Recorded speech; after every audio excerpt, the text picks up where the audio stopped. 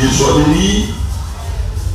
Nous lisons la parole de Dieu dans Apocalypse chapitre 1, verset 1 à 3.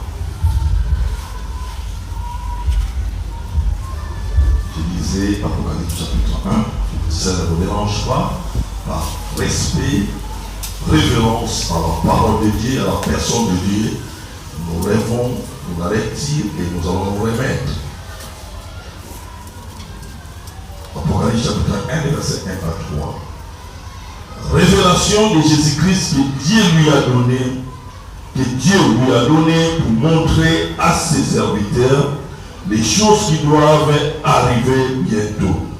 Qu'il a fait connaître par la voix de son ange à son serviteur Jean, lequel a attesté la parole de Dieu et les témoignages de Jésus-Christ.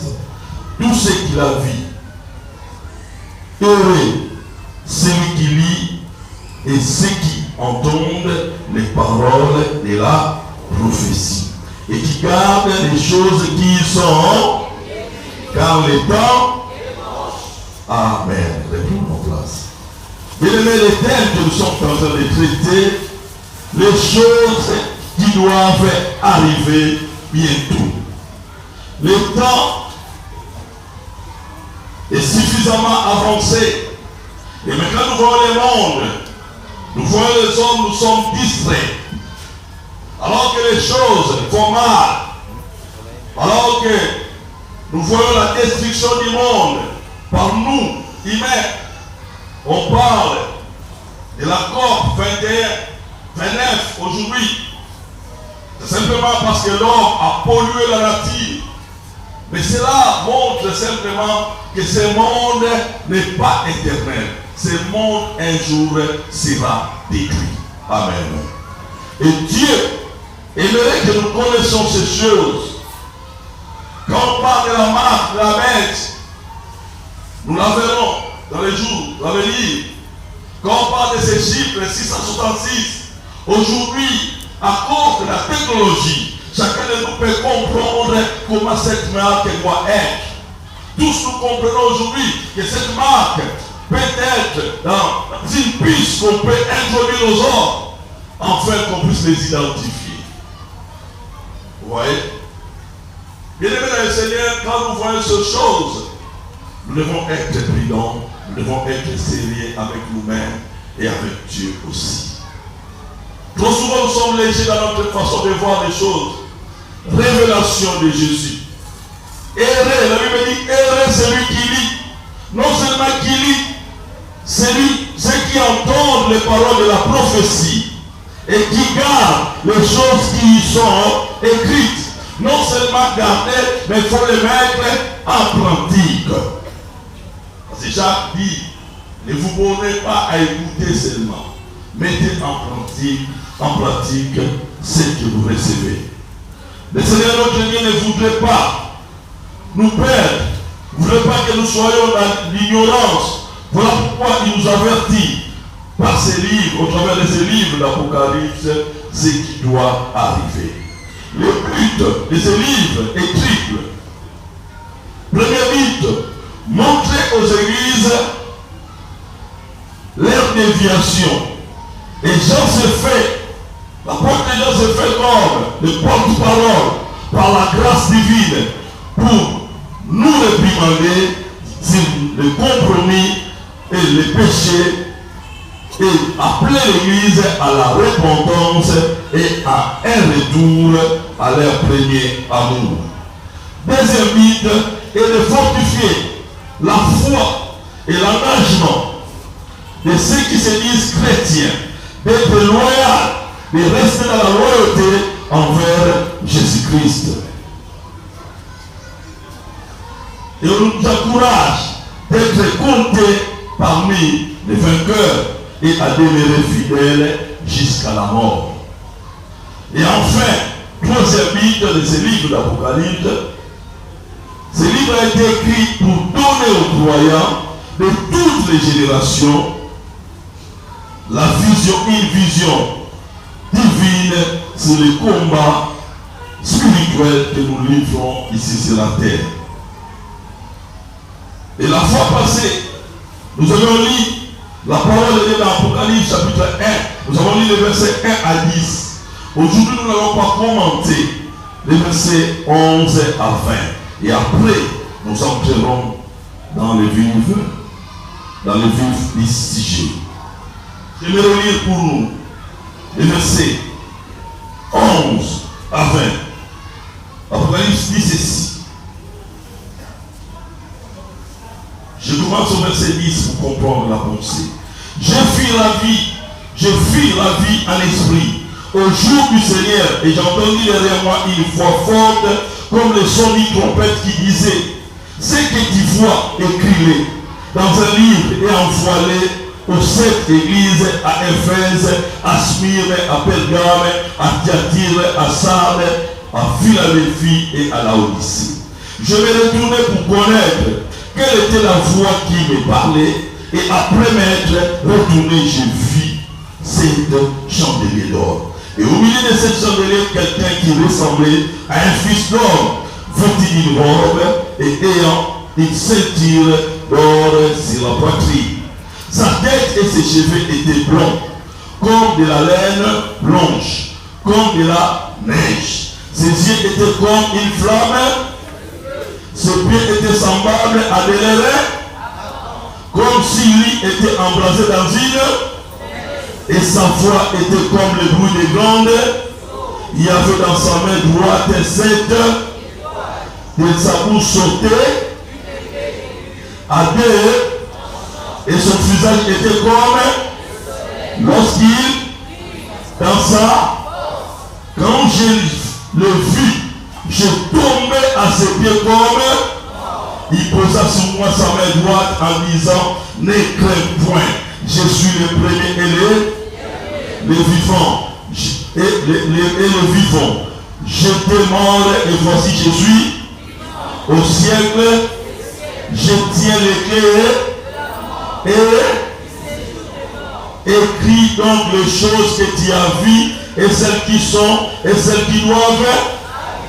Après, les mystères des 7 étoiles que tu as vues dans ma main droite et des 7 chandeliers d'or. Les 7 étoiles sont et les 7 chandeliers sont les Amen. Seigneur notre Dieu, nous voulons te dire un grand merci. Nous te prions de nous aider à comprendre les choses. Illumine notre esprit, parlez-nous, aidez-nous dans le nom de Jésus. Amen. Et ma deuxième lecture, ou troisième lecture, Apocalypse chapitre 2, verset 1 à 7. C'est là où nous allons nous attarder. Donc aujourd'hui, nous parlerons de la première église.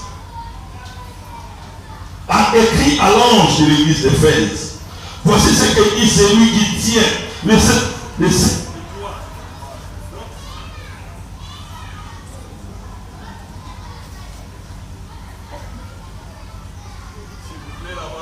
technique. Merci. Voici ce que dit celui qui tient les 7 étoiles dans sa main droite, celui qui marche au milieu de 7 chandeliers d'or. Je connais tes œuvres, ton travail, ta persévérance. Je sais que tu ne peux supporter les méchants, que tu as éprouvé ceux qui se disent apôtres et ceux qui ne le sont pas, et que tu les as trouvés menteurs, que tu as de la persévérance, que tu as souffert à cause de mon nom, et que tu n'étais point lassé. Mais ce que j'ai contre toi, c'est que tu as abandonné ton premier. Souviens-toi donc d'où tu es, répare et pratique. Sinon, et je dirai, à moins que tu n'aies, tu as pourtant ceci, ce que tu es, les œuvres que j'ai eues, que celui qui a des oreilles, c'est que l'Esprit dit à celui qui viendra de l'arbre qui est dans le Amen. Voici ce que dit celui qui tient les 7 étoiles dans sa main. Celui-là, on l'a écrit dans Apocalypse chapitre 1, verset 11 à 20. On a dit égard est tellement puissant, il est tellement glorieux, son visage est comme le soleil à midi. Quand Jean l'a vu, Jean dit, j'ai tombé comme mort. Je n'ai pas reconnu celui avec qui nous avions marché. Je l'ai vu dans une autre dimension. Une dimension de gloire, une dimension de puissance. Aucun homme ne peut le résister. Alléluia. Et quand il m'a touché, je me suis relevé. Il nous a dit ces choses sont vraies. Nous faisons attention, bien-aimés. Moi, votre frère Jean, il parle à ces choses. Je suis venu pour vous attester que ces choses sont vraies. Alléluia. Notre thème, ce n'est pas du racontard, c'est du vécu. Les 7 étoiles, Apocalypse 1:20, explique, dit que les 7 étoiles sont les 7 anges de l'église, les 7 églises, les envoyés de Dieu. Dieu lui-même, ciel, ses serviteurs, c'est ce que on nous dit dans le chapitre 2. Dieu tient ses serviteurs dans ses mains. Il a dans sa main ces 7 étoiles. C'est-à-dire la main droite de Dieu, c'est la main de sa puissance. Bien-aimés serviteurs de Dieu, tant que nous sommes entre les mains de Dieu ou la main droite de Dieu, rien ne pourra nous arriver. Alléluia. Si quelque chose arrive, c'est que c'est Dieu qui l'a permis cela. Parce qu'il nous tient dans sa main droite. Peuple de Dieu, Dieu nous tient. Tous nous sommes, comme Apocalypse insiste, Jésus-Christ a fait de nous sacrificateurs dans la maison de Dieu. En notre terme, nous sommes ses serviteurs. Et Dieu soutient ses serviteurs. Je vous ai dit, les 7, le chiffre 7, c'est un chiffre représentatif. Les chiffres qui montrent la totalité, la perfection même de Dieu. Et là, en ce qui concerne l'église d'Éphèse, au verset 2, l'Apocalypse, la Bible dit, je connais tes œuvres, ton travail et ta persévérance. Je me dire à quelqu'un, Dieu nous connaît mieux que nous-mêmes. Le Seigneur apprécie 3 choses dans cette église. Et ce que le Seigneur reproche ou approuve dans cette église peut aussi se retrouver dans notre église ou dans tout et chacun de nous. J'aimerais dire, ici quand nous parlons de l'église, nous ne parlons pas seulement de l'église locale, nous parlons de vous et moi aussi. Alléluia.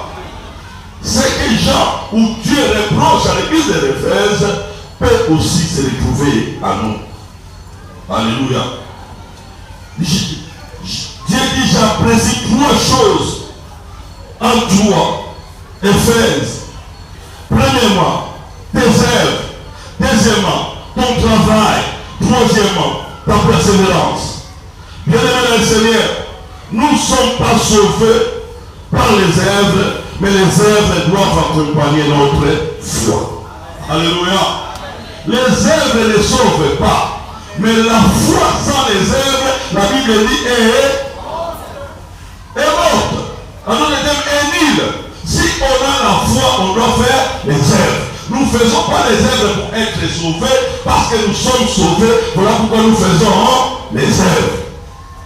Les œuvres ne nous sauvent pas. Celui qui nous sauve, c'est Jésus-Christ. Mais les œuvres, quand nous sommes en Jésus-Christ, peuvent nous sauver. Alléluia. Souviens-toi de Dorcas, de Tabitha. Les œuvres ne sauvent pas les païens. Les œuvres sauvent les enfants de Dieu. Et tant qu'enfants de Dieu, nous devons manifester les œuvres de celui qui nous a appelés. Nous ne devons pas être différents dans ce que nous voyons comme besoin. L'église d'aujourd'hui est caractérisée par l'égoïsme.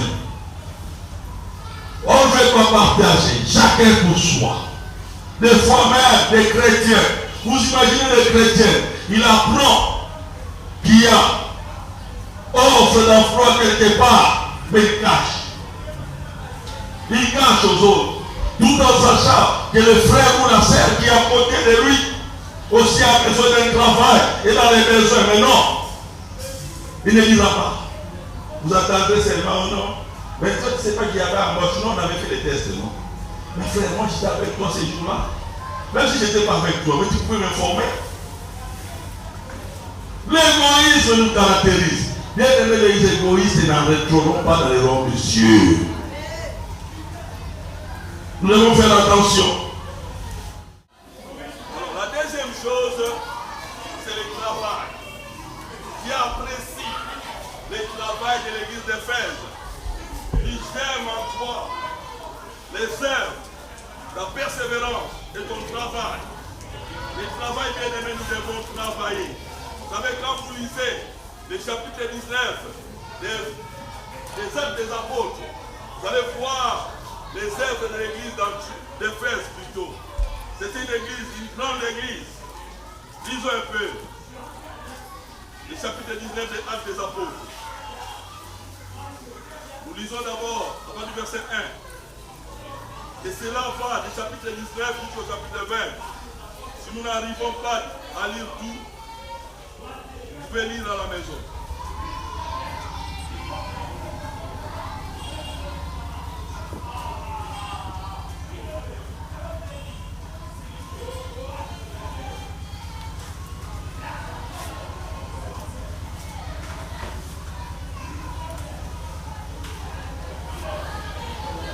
La Bible dit ceci.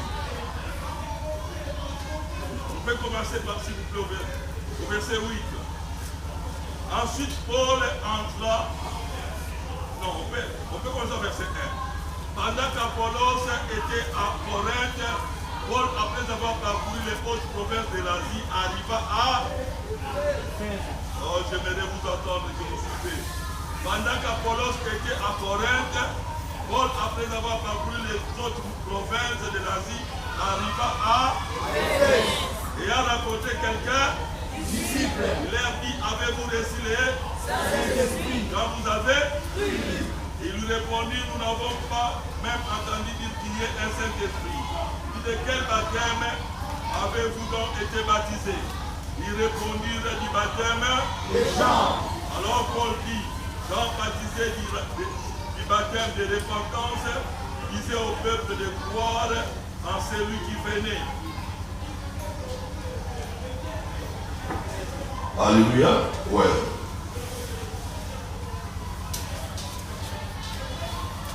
Alors Paul disait, Jean a baptisé du baptême de repentance, disant au peuple de croire en celui qui venait après lui, c'est-à-dire en Jésus. Si ces paroles, ils furent baptisés au nom du Seigneur Jésus. Lorsque Paul y imposait les mains, le Saint-Esprit vint sur eux, il parlait en langue et prophétisait. Ils étaient en tout environ 12 hommes. Verset 8. Ensuite, Paul entra dans la synagogue, il parla librement pendant. Ça se passe où? À Éphèse. Il discourit les choses qui concernaient le royaume, s'efforçant de persuader ceux qui. Mais comme quelques-uns restaient endurcis et incrédules, décriant devant la multitude la voix du Seigneur, il se retira, séparant les disciples et enseignant chaque jour dans l'école d'un nommé. Cela dira 2 ans l'apôtre Paul enseignait à Éphèse. C'est de sorte que tous ceux qui habitaient l'Asie, juifs et grecs, entendirent quoi? Et Dieu faisait extra par les mains de, au point qu'on appliquait sur les malades des linges ou des mouchoirs qui avaient touché, et les maladies les quittaient et les esprits malins sortaient. Quelques exorcistes juifs en Milan essayèrent d'invoquer ceux qui avaient les esprits malins le nom du Seigneur Jésus en disant, je vous conjure par Jésus que Paul prêche. Ceux qui faisaient cela étaient cette fille de Séba, juif, l'un des principaux sacrificateurs. L'esprit malin leur répondirent, je connais Jésus et je sais qui est Paul, mais vous qui êtes vous? Et l'homme dans lequel était l'esprit malin c'est l'encens et c'est rendu maître de tous ces deux, de tous deux, et les maltraita de sorte qu'ils s'enfuirent de cette maison. Ni est blessé. Cela fut connu de tous les Juifs et de tous les Grecs qui demeuraient à. Et la crainte s'empara de tous, et le nom du Seigneur Jésus était. Plusieurs de ceux qui avaient pu venir confesser et déclarer ce qu'ils avaient. Et un certain nombre de ceux qui avaient exercé les arts magiques apportèrent les brûlèrent devant tout le monde. On en estimait la valeur à 50 000 pièces d'argent. C'est ainsi que la parole du Seigneur croissait en puissance avec force. Après que ces choses se firent passer, Paul forma le projet d'aller à Jérusalem en traversant la Macédoine et la Caïe. Quand j'aurais été là, se disait-il, il faut que je voie Rome. Il envoya en Macédoine de ses aides, Timothée et Eraste. Il resta lui-même quelque temps encore en Asie, donc à Éphèse. Quand vous voyez le verset 23, après le verset 23, on parle de l'émeute qu'il y a eu. En d'autres termes, Éphèse, l'église d'Éphèse ou la ville d'Éphèse avait connu un grand réveil à l'époque de Paul. C'était des gens qui connaissaient Dieu, qui ont été visités par Dieu. Ils avaient bien commencé avec Dieu. Ils ont fait même des œuvres. Et toute la séminaire parlait de cette église. Mais voilà, au travers des siècles, on va voir cette église qui était appréciée. Paul avait même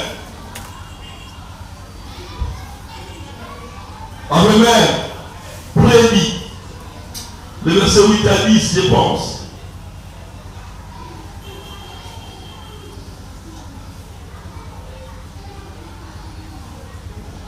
Pierre les avait informés qu'il y aura des infiltrés au milieu d'eux. Je cherche le passage, je me suis trompé quand j'ai écrit. Il y a des hommes qui s'introduiront au milieu de vous pour vous perdre.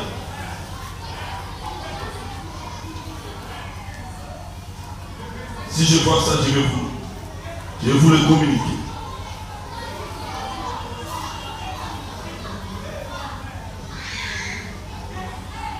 Acte 20, au verset, après le verset 25. Et maintenant, voici, je sais que vous ne verrez plus mon visage. Vous tous, au milieu desquels j'ai passé en prêchant le royaume. C'est pourquoi je vous déclare aujourd'hui que Jésus pire descend de vous tous. Car je vous ai annoncé tous les conseils de sans en cacher, sans en rien cacher. Prenez donc garde, c'est ça, à vous-même et à tous les troupeaux sur lesquels le Saint-Esprit vous a établi et fait pour perdre l'église du Seigneur qui s'est acquise par son propre verset 29. Je sais qu'il s'introduira parmi vous après mon départ des loups qui ne parleront pas d'eux, qui se lèvera du milieu de vous des hommes qui enseigneront des choses pour entraîner les disciples après eux. Alléluia. Et l'église d'Éphèse a connu cette prophétie. Et c'est là qu'on voit les Nicolaïtes. Ces gens étaient venus introduire des sectes pernicieuses à l'église d'Éphèse. Mais l'église d'Éphèse les avait résisté. C'est ce que nous avons lu. Lisons. Actes des Apôtres chapitre 2. Plutôt Apocalypse chapitre 2.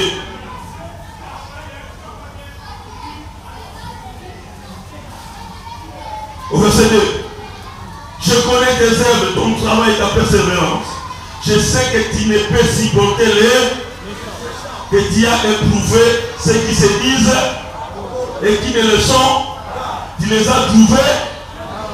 Que tu les as trouvés quoi? Et suivez la chute.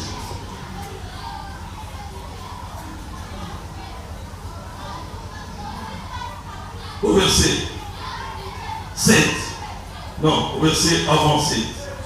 6. Il y a pourtant ceci, c'est que tu es les œuvres que tu es que j'ai Alléluia. Ces apôtres, même Pierre, qui s'était introduit à l'église d'Éphèse, qui prêchait des choses que Dieu désapprouve. Vous savez, les Nicolaïtes, c'est une doctrine qui accepte l'impudicité, l'adultère dans l'église. Et ces gens étaient venus à l'église d'Éphèse où ils prêchaient cette doctrine. Mais cette Éphèse, comme ils ont été enseignés par l'apôtre Paul, durant 2 ans, ils ont résisté, ils ont dit, vous êtes des menteurs. Et là, Dieu dit, même moi du haut du ciel, je vous apprécie à cause de cela. Alléluia. Vous avez tenu ferme en face de ces menteurs. Vous savez, aujourd'hui même à Kikwit, dans notre siècle, j'étais avec une famille de l'église. On m'a appelé, parce que tu peux me dire, j'arrive, le papa est malade. On m'a dit, il y a soi-disant une servante, des serviteurs de Dieu qui part chez eux pour leur dire des choses. Je dis, papa, nous on a des dons de guérison, nous avons prié pour vous, vous allez guérir. Ils ont commencé à prier. Et puis voilà, alors qu'il est toujours malade, demande non, tu ne guéris pas si tu ne donnes pas l'action de grâce. Tu dois donner tes dîmes et aussi l'action de grâce. Et le papa demande l'action de grâce là c'est combien? C'était avec notre serviteur. Le serviteur dit voilà, l'action de grâce là, parce que tu vas te racheter de la mort.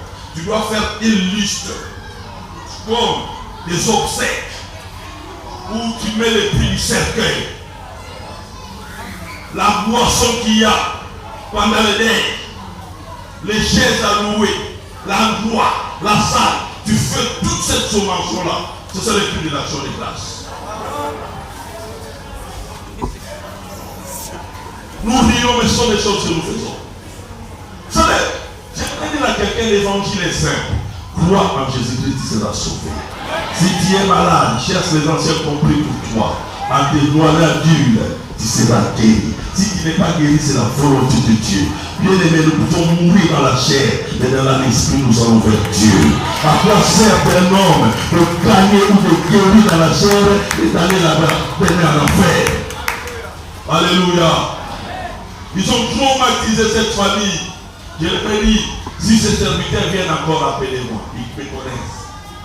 Si vous leur dites seulement, nous avons informé les pasteurs, ils vont venir. Ils vont fuir. Des escrocs. Mais vous voulez qu'on vous enseigne quoi? Qu'on vous prêche quoi? Au milieu de nous, il y a des gens qui fréquentent même l'église de l'Iloma. Vous savez, les gens qui n'obéissent pas à la parole de Dieu sont des gens qui sont par le temps tout de doctrine. Quand on vous dit lisez la parole de Dieu, connaissez la parole de Dieu, venez aux études bibliques, vous ne voulez pas. Conséquence, vous serez emportés. Et vous ouvrez une porte grande pour l'enfer. Il y a des gens même qui amènent des malédictions dans leur famille.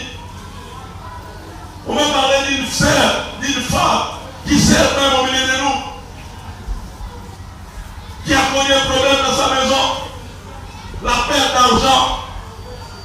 Elle perdait l'argent et voilà, elle va se rendre chez un féticheur, mais elle vient à l'église. Pour qu'elle sache tu lui volais l'argent. Malheureusement, on lui a donné un trick. Donc lui, on lui a donné ces tricks-là, ça lui a amené des problèmes et des problèmes. Le voleur, c'est son propre enfant. Et l'enfant est tombé malade sans guérison jusqu'à ce jour. On prie pour l'enfant, on lui pose la question. Comme les gens, vous savez, les diables aiment les choses cachées. Quand c'est que vous cachez là, c'est ce qui va vous détruire. Amen. Elle ferme son cœur. On demande, qu'est-ce qui se passe? Qu'est-ce qui se passe? Est-ce que vous n'avez pas consulté un petit cher? Est-ce que c'est si? Non. Jusqu'à ce de sorte que l'enfant, un jour, l'en fait venir voir un des serviteurs et dit voilà ce qui arrive à ma vie, à ça.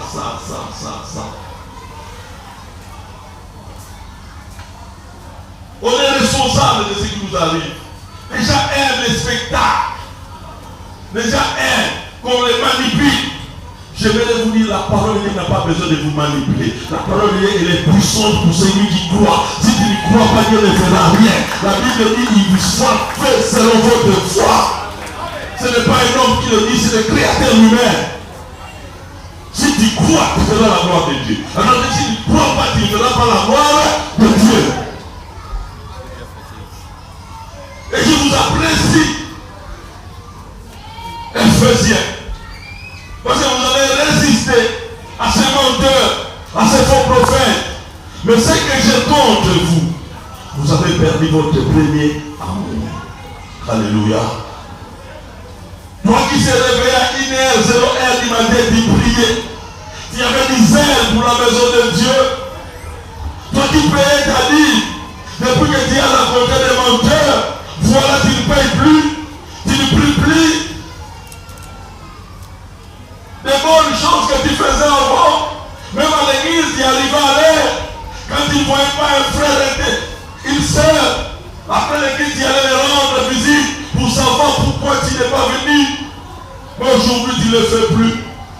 Tu penses à toi-même. Tu penses à toi-même. Et ça, Dieu nous reproche de cela. Réponds-toi et reprends ton premier amour. C'est ce qu'il est en train de dire.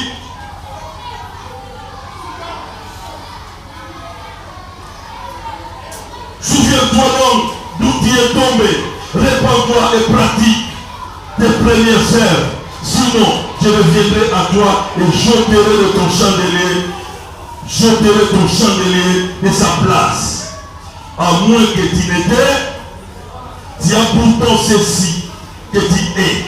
Les œuvres de Nicolaïs, œuvres que je hais aussi.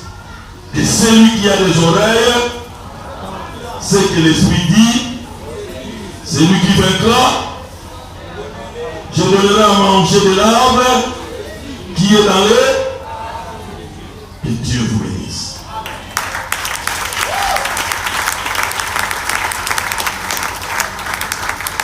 Mesdames et messieurs, chacun de nous s'examine. Nous allons assister à la Sainte Seine. Récolte construction, 88 500 plus $20.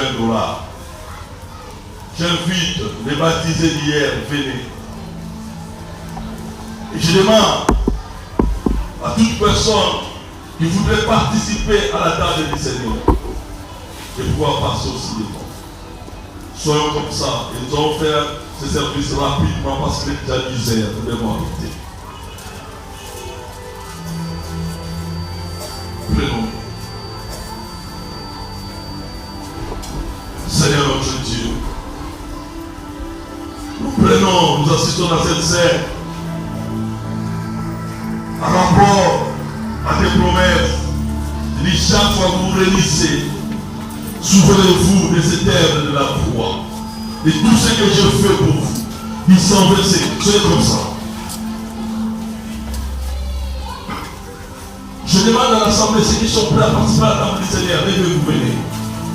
Nous voulons faire ça le plus tôt possible. Commencez déjà à donner les pains. On s'examine. Tous ceux qui viennent, je demande au service d'accueil de contrôler les portes, que les gens ne sortent pas. Il y a des gens qui ont laissé leur sac dans les places. Tous ceux qui viennent à l'église ne sont pas des anges. Commencez à donner. Vous prenez d'abord les pains, vous prenez les pains. Prenez les pains s'il vous plaît, donnez-vous. On commence par les pains. Papa, allez là-bas. Allez au fond. Ton sang qui purifie. Je demande de passer comme ça, papa, s'il vous plaît. Papa, passer comme ça.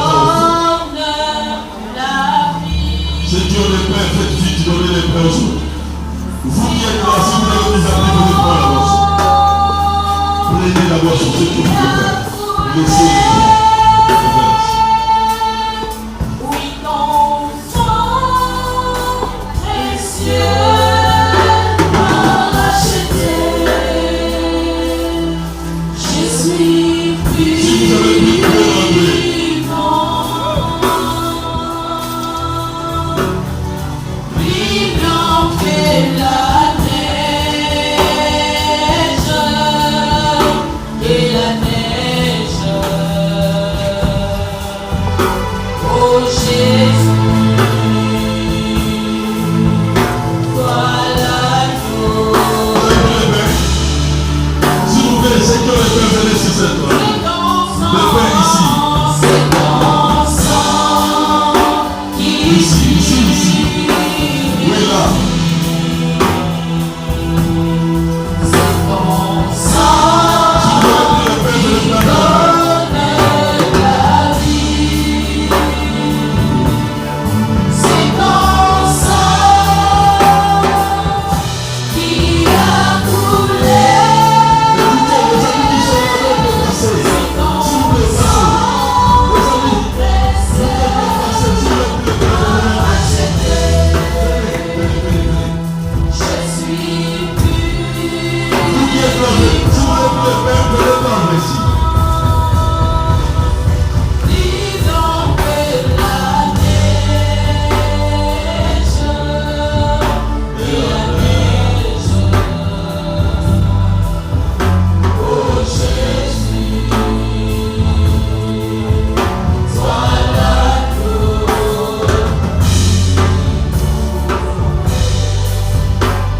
chantons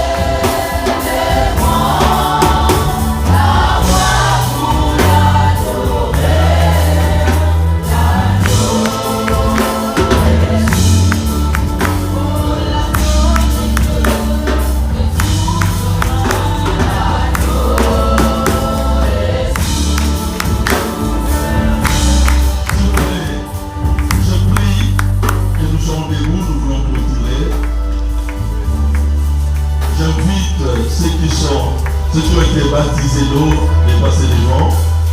J'invite aussi les nouveaux venus à passer devant. Et Ceux qui sont malades, restez là où vous êtes. Et nous allons chanter ces chants. La gloire de Dieu va vous toucher.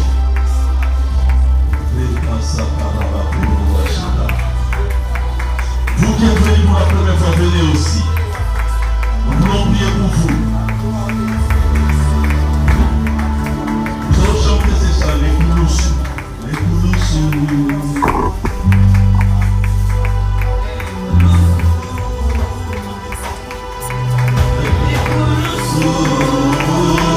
Alléluia. Je te dis si tu es malade, touche-le, tu es malade. Quelque chose va se passer. Même si tu es venu seulement aujourd'hui. Quelle que soit la maladie.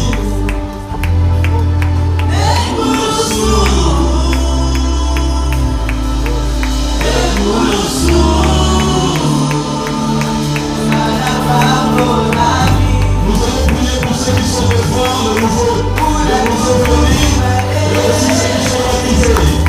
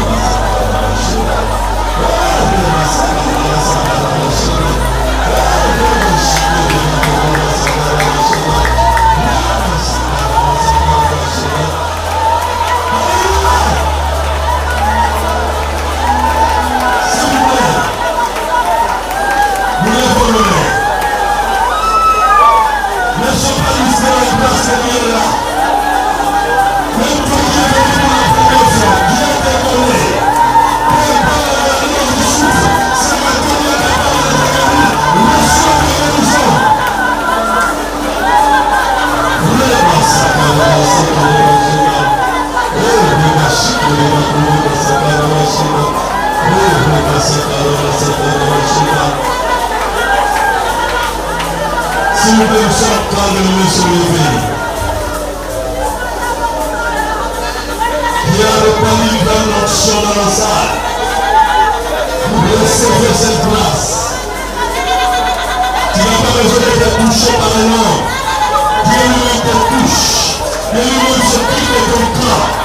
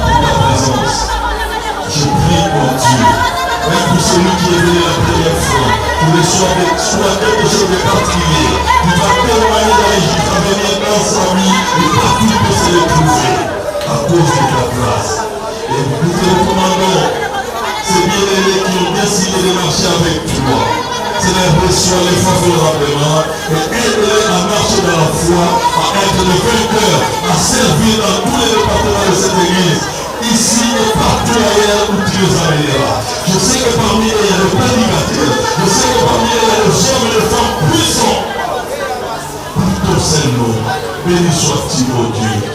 Nous voulons venir. S'il vous plaît, vous qui êtes pour la première fois, venez ici. Suivez ce papa. Michel, s'il vous plaît. On aura parlé avec vous. Oui. Nous voulons venir. S'il vous plaît, venez, parce que nous voulons garder contact avec vous. Seigneur, nous te disons merci, nous te recommandons ton peuple à ta grâce.